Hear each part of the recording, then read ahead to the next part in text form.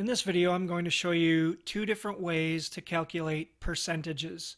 First, as a percentage of a number. So for example, if you wanted to calculate a percentage on a test, how you can do that. The second way is as a number of change.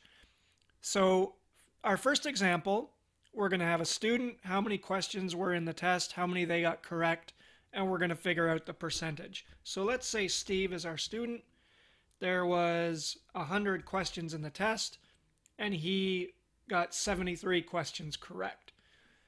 Obviously, this should be 73%. So what we're going to do is we're going to divide the number that Steve got correct by the number of questions. In this case, it's going to be equals C2 divided by B2. We're going to hit enter, and we get 0.73. So in a moment, I'm going to show you how to calculate that to a percentage. All right, so let's say we have Anne, and Anne had 50 questions in her test. She got 38 of them correct. And again, if we do equals C3 this time, divided by B3, we should get 76%. Another way to do that, let me just delete this here.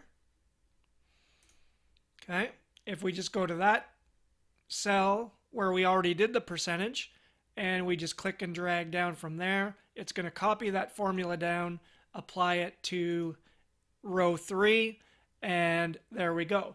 So what we'll do now is we're going to highlight these two cells. We're going to go into the menu, we're going to click on Format and then Format Cells. We're going to format these as a percentage. We will leave it at 2 decimal places.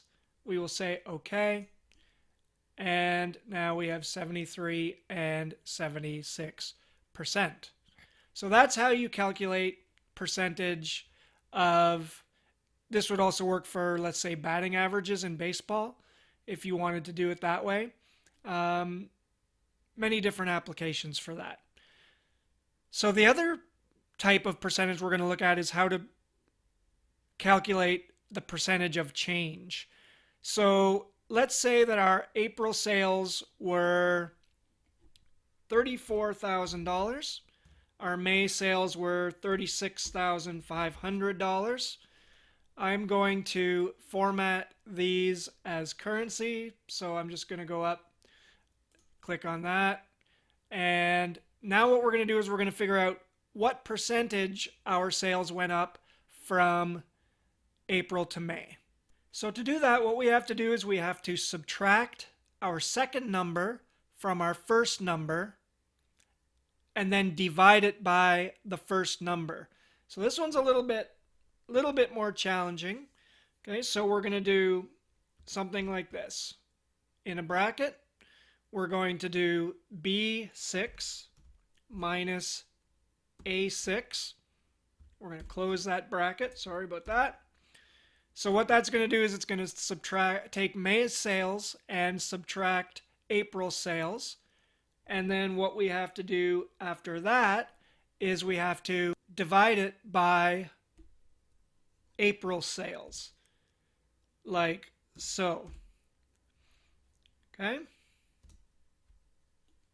And I've accidentally formatted that one as currency, but what I'm going to do is I'm going to go Format Cells.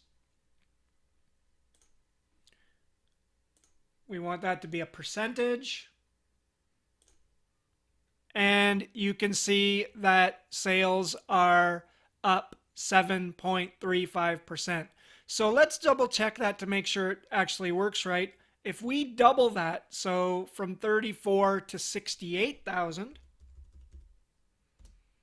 we get a 100% increase, which is exactly what it should be. All right. Now, let's say, unfortunately, our sales go down from 34 to 32. We are down 5.88%.